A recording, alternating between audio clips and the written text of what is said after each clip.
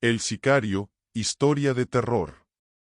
Era el año 2019. Vivía en un rancho llamado Bellavista, que se ubicaba por las cumbres de Veracruz. Ahí había crecido. La vida cuando era niño no fue fácil, pues muchas veces mi padre no tenía ni siquiera para darnos de comer. Tenía 8 hermanos, en ese entonces era normal tener esa cantidad de hijos, aunque ahora ya está mal visto, incluso en mi rancho.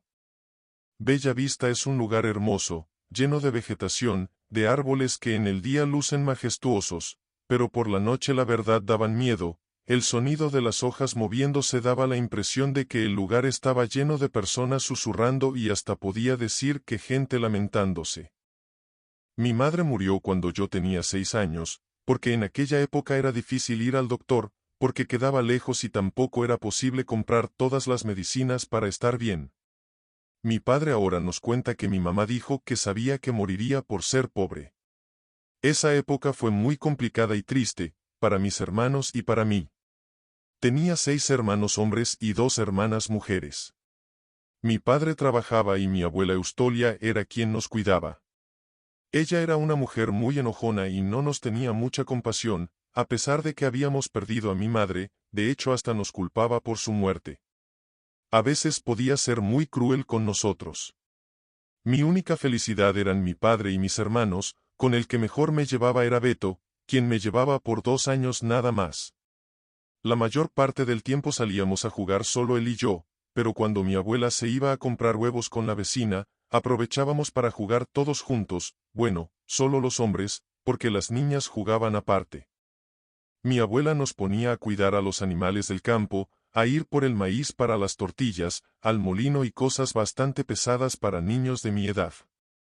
A mi hermano Beto le tocaba cuidar los borregos a las 6 de la tarde más o menos y llevarlos a casa más o menos a las 7 de la noche. Lo acompañaba nuestra mascota, Tommy, un pequeño perro mestizo. Era negro, su pelo era liso y era muy travieso. Hubo una época en la que recuerdo que Beto llegaba a la casa corriendo y gritando. Decía que había visto a una mujer desnuda levitando en el campo, entre los árboles. A mí me daba mucho miedo, porque sabía que no mentía, era un niño y no tenía por qué hacerlo, además llegaba sudando, temblando y muy asustado. Me contaba que mientras estaba sentado cuidando a los borregos de repente Tommy, nuestro perrito comenzaba a aullar y hasta se orinaba del miedo. Entonces cuando Beto volteaba hacia donde estaba viendo el perro se daba cuenta de que había una mujer completamente desnuda levitando en medio de los árboles. Decía que la mujer tenía sus ojos puestos sobre él y que tenía la sensación de que si no corría esa mujer lo atraparía. Mi abuela lo regañaba y le pegaba con un cable cuando hacía eso, pues decía que no podía dejar a los animales sin vigilancia, porque podrían robárselos. Así que me mandaba a mí o alguno de mis hermanos a ir por los borregos, pero nadie quería ir hacia allá, porque teníamos mucho miedo, no queríamos ver a esa mujer. Entonces decidíamos ir los 5 hermanos hombres por los borregos para que la abuela no descargara su enojo con nosotros pegándonos también.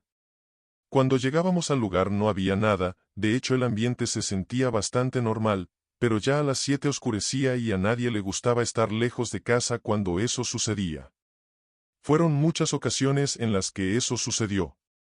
Nadie entendía el porqué y nadie más que Beto había visto a aquella mujer. Pasaron los años y varias veces se repitió aquel suceso, pero la vida era mejor, mi padre había conseguido un mejor trabajo y ya nos alcanzaba para nuestras 3 comidas al día, aunque eso significara ver a mi papá cada semana y tener que aguantar los malos de mi abuela Eustolia. Así fueron los próximos 3 años, todo estaba tranquilo, hasta que cumplí 15, cuando todo empeoró. Mi padre se enfermó de gravedad y tuvimos que llevarlo al hospital. Pedimos prestado a un vecino para poder pagar la consulta, pero ahí nos dijeron que debían operarlo si queríamos que se salvara. No sabíamos qué hacer, la operación era sumamente cara y era imposible que consiguiéramos el dinero, éramos muy pobres. Pasaban los días y no sabíamos qué hacer, teníamos a mi padre en casa, lo cuidábamos y hacíamos todo lo que podíamos para que no sufriera, pero era una tortura verlo así. Mi abuela trató de juntar dinero con los vecinos, pero lo que recaudó no alcanzaba para la operación. Además mi padre era el hombre de la casa, quien trabajaba y solventaba los gastos, así que todo estaba muy mal. Pero, un día Beto me dijo que debía ir al campo a resolver unas cosas y la verdad yo no le tomé importancia. Al cabo de unas horas, cuando ya había caído la noche volvió. Nos dijo que preparáramos a mi padre, que lo llevaríamos al hospital para que al día siguiente lo operaran. Todos estábamos sorprendidos y le preguntamos que si había conseguido el dinero y dijo que sí, pero cuando le preguntamos que de dónde lo había sacado nos dijo que eso era lo de menos. Preparamos todo y los vecinos, quienes tenían una camioneta muy vieja, nos llevaron al hospital más cercano. Todo el camino me pregunté que de dónde había sacado ese dinero Beto, no tenía sentido, como ya había dicho era casi imposible. Nadie en el pueblo tenía esa cantidad, seguro mi hermano estaba metido en algo malo. Al día siguiente operaron a mi padre y mientras esperábamos que saliera le pregunté a Beto en privado que de dónde había sacado el dinero. Él me dijo que eso no importaba, que lo importante era que nuestro padre estaría bien. También me dijo que en un año él cumpliría 18 y que empezaría a buscar un trabajo para ayudar a la familia. Decidí ya no preguntar más, porque sabía que no me iba a decir por más que insistiera. Pasados los días y mi padre comenzó a recuperarse, claro que debía pasar varios días recuperándose, pero todos estábamos más tranquilos y felices porque por un momento creí que le pasaría lo mismo que a mi madre. Todo estaba bien y al parecer nadie recordó preguntarle a Beto que de dónde había sacado ese dinero. Una tarde Beto y yo salimos a buscar a Tommy, nuestro pequeño perrito, porque se había escapado. Caminamos entre los grandes árboles y platicamos mucho, como cuando éramos niños, pero después de un buen rato nos percatamos que entre todos esos árboles había unas carpas, ropa tirada e incluso armas. Mi hermano me dijo que seguramente eran de algún cartel, que sus amigos le habían contado que ya habían llegado a Bellavista y que estaban reclutando gente. Yo me asusté y le dije que nos fuéramos de ahí. Él asintió moviendo la cabeza, pero se quedó unos minutos más mirando. Parecía que no había nadie. Le toqué el hombro y le repetí que debíamos irnos. De regreso tuvimos la suerte de encontrar a nuestra mascota, así que todo había valido la pena. Cada día parecía mejor para nuestra familia después de eso, hasta que un día algo cambió. Me di cuenta de que mi hermano Beto salía cada vez más y llegaba muy tarde. Él decía que era porque estaba buscando trabajo, pero yo lo conocía bien y sabía que había algo más que eso. Una noche, mientras esperaba a Beto me quedé dormido y en mis sueños lo vi, estaba frente a frente con esa mujer que describía que veía cuando iba a cuidar a los borregos. Yo nunca la había visto, pero algo en mi sueño me decía que era ella. Pero unos segundos después algo me despertó. Era mi hermano Beto, quien me movía con fuerza. No lograba verlo muy bien, por la oscuridad, pero noté que estaba llorando y una gota de su sudor cayó en mi brazo.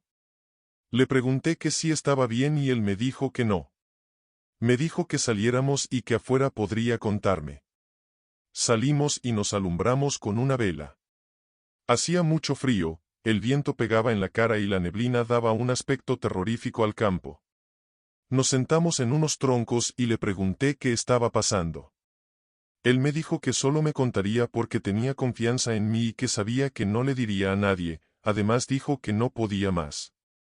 Lo escuché con atención y comenzó a contarme que cuando mi padre había enfermado tenía mucho miedo de que le pasara lo mismo que a mi madre y que él sabía que no podía soportar estar así, que quería ayudar, encontrar la solución para conseguir el dinero. Me dijo que un amigo suyo que vivía en el pueblo le dijo que podía pedirle al diablo que lo ayudara y que si le ofrecía algo lo suficientemente jugoso a cambio el diablo podría ayudarlo. Cuando dijo eso abrí mis ojos sorprendido y le pregunté que si acaso estaba loco, pero él me interrumpió. Me dijo que como no tenía otra opción le hizo caso a su amigo y una noche pidió al diablo varias veces que lo ayudara, hasta que se quedó dormido y comenzó a soñar con la mujer que le evitaba y que lo atormentaba cuando cuidaba a los borregos.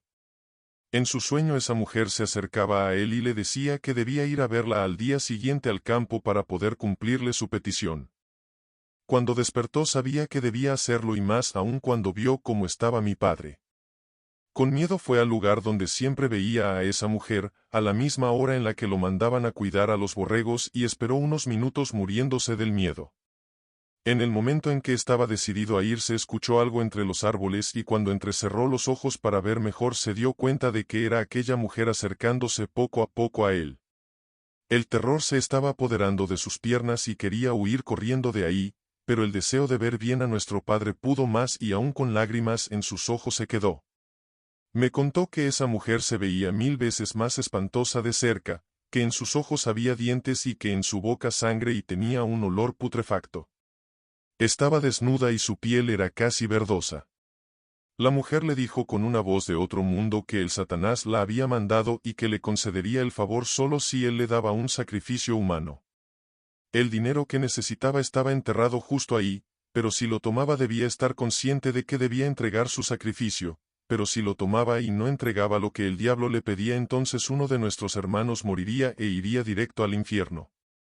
En el momento en que quise interrumpir a Beto él me dijo que lo dejará terminar y siguió con su relato contándome que como no tenía idea de qué hacer desenterró el dinero, que era justamente lo que necesitaban para la operación de nuestro padre y que aunque tenía miedo sabía que debía cumplirle al diablo.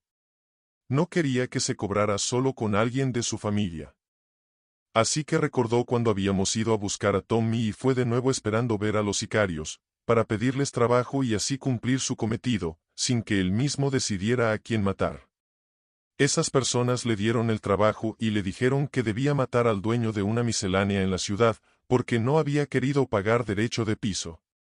Beto estaba decidido a hacerlo, sabía que no tenía opción, pero cuando estuvo frente a frente con esa persona se dio cuenta de que le iba a costar mucho. Llevaba una capucha que escondía su rostro y con lágrimas en los ojos le dijo al señor que él no quería hacerlo, pero que no tenía opción y lo llevó hasta una de sus bodegas y lo mató, mientras todos sus trabajadores escuchaban. En el momento en que mi hermano terminó la última palabra le grité que si acaso estaba loco, era imposible que todo lo que me estaba contando fuera real. Simplemente no podía creerlo. Mi hermano me abrazó y comenzó a llorar, me dijo que lo sentía, pero que no tuvo opción, era la única manera en la que el diablo no se llevaría a alguien de la familia. Viendo cómo se encontraba le dije que no se preocupará, que solo debía dejar de ir con esas personas que lo mandaron a matar a ese pobre hombre y que haríamos como si nada hubiera pasado. Volveríamos a ser la familia feliz de antes. Quizá en el pasado no valorábamos nuestras vidas, pero en ese momento nos dimos cuenta de que a pesar de ser pobres y de tener una abuela regañona siempre habíamos sido niños felices. Beto me prometió no volver con aquellos sicarios y estar tranquilo en casa, yo me encargaría de que nada de eso saliera a la luz. Nos fuimos a dormir después del abrazo y prometimos jamás mencionar nada. Estábamos más tranquilos, pero eso era porque no sabíamos qué pasaría después. Algo que incluso en el presente sigue repercutiendo en nuestras vidas. Fueron 2 semanas de paz, todo había vuelto a la normalidad, hasta que un día mi padre mandó a mi hermano a comprar maíz al centro del pueblo, eran más o menos las 5 de la tarde. Pasó 1 hora y no volvía, pasaron 2 y nada, luego 4 y fue ahí cuando decidimos ir a buscarlo, pero cuando llegamos a la tienda del centro nos dijeron que Beto no había estado ahí. Me asusté y comencé a preguntar en los alrededores, pero nada. Mis hermanos al verme tan preocupado estaban totalmente confundidos. Me dijeron que me mantuviera tranquilo, que seguro Beto se había ido con algún amigo a jugar fútbol o algo así, pero yo no los escuchaba, solo pensaba en la mujer levitando en el campo, el pacto que mi hermano había hecho con Satanás y en el cartel que habitaba en Bella Vista. Beto corría peligro y yo no quería que nada malo le sucediera. Como ya no sabíamos dónde más buscar regresamos a casa y mi abuela me dijo que probablemente Beto regresaría borracho o con una buena excusa. Parecía que no estaba preocupada, pero en la noche la escuché orar por él. Pasó toda la noche y Beto no llegó. Para ese momento yo ya pensaba lo peor y tenía mucho miedo. Me senté bajo un árbol, lejos de casa y comencé a llorar. No era muy religioso, pero no encontraba otra opción, así que comencé a pedir por mi hermano, pero mientras recitaba esas palabras, comencé a sentir un calor intenso en mi interior y no era algo bueno. Paré la oración y después de pensar un buen rato caminé hacia mi casa esperando que cuando llegara, mi hermano ya estuviera ahí.